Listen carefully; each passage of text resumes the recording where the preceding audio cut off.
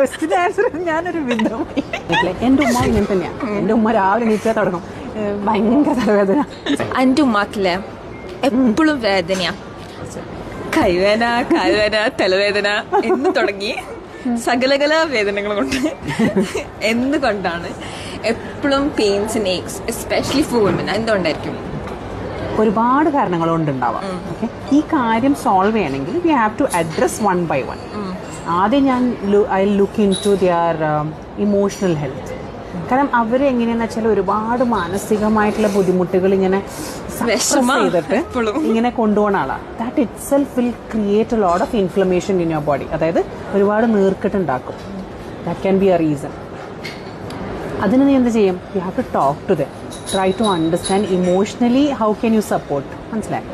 Secondly ഞാൻ നോക്കുന്നത് ഈ പറഞ്ഞ പോലെ നമ്മൾ ഡെഫിഷ്യൻസീസ് എന്തെങ്കിലും ഉണ്ടോ എന്ന് നോക്കും.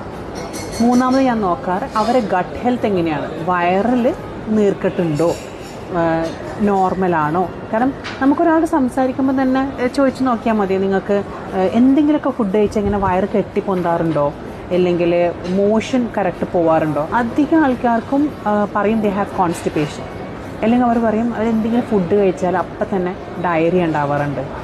അപ്പോൾ അങ്ങനെ ഒരു അസസ്മെൻറ്റ് നടത്തി നോക്കാം. പിന്നെ അവരെന്താ ഫുഡ് കഴിക്കുന്നതെന്നൊന്ന് ചെക്ക് ചെയ്ത് നോക്കാം. ഇത് നമ്മൾ പറയണ്ട, കാരണം പറയുമ്പോൾ എന്തറിയോ ബേജാറാവുന്ന മാത്രമല്ല, they start eating really healthy. മനസ്സിലായോ?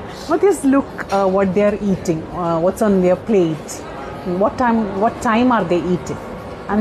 പിന്നെ ഞാൻ പറയുള്ളത് just check how well they are sleeping. ഇപ്പോൾ ഉറക്ക് എന്ന് പറഞ്ഞ ഫാക്ടർ കറക്റ്റ് ചെയ്യുമ്പോൾ തന്നെ most of the problems half solve ആവും. മനസ്സിലായോ? അപ്പോൾ ഈ കുറച്ച് കാര്യങ്ങളൊന്ന് നോക്കി നോക്ക്, പിന്നെ നമുക്ക് നോക്കാം.